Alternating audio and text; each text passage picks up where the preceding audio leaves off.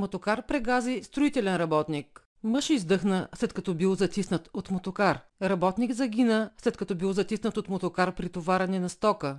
12-годишно момче загина след преобръщане на мотокар. Детето управлявало само мотокара, който се преобърнал, затиснал го и го убил на място.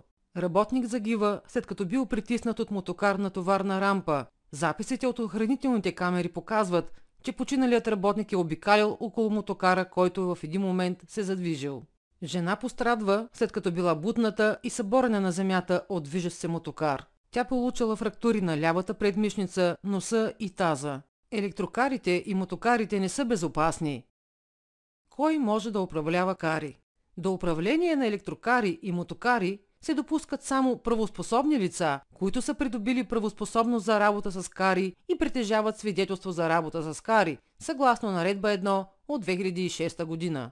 Придобитата правоспособност се поддържа и актуализира на всеки 5 години. Независимо от правоспособността, за да имаш право да управляваш кари в дадено предприятие, трябва да си оправомощен с писмена заповед. По време на работа, всеки водач е длъжен да носи своето свидетелство за правоспособност. Работодателят има задължение да осигури безопасна работа с кари. Някои от изискванията включват: инструкция за експлоатация.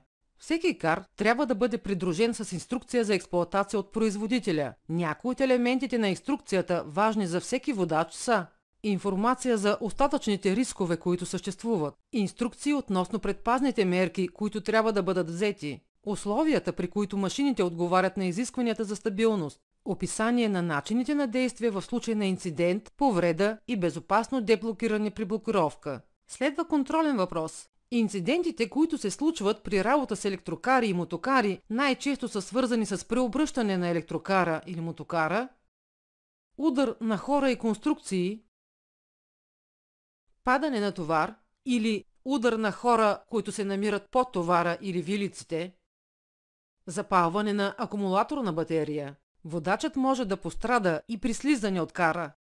Защо коланът може да спаси живота ти? Ако карът започне да се обръща, инстинктът на водача го кара да се опита да скочи и това не става нагоре, а в посоката на падане. Ако предпазният колан не се използва, това скачане е успешно, но водачът попада под кара. Също така, при внезапен удар, водачът може буквално да изхвърчи от кара и да пострада при падането. Затова използвайте предпазния колан. Проверявайте го всеки ден. Преди работа извадете изцяло колана и проверете да не е усукан.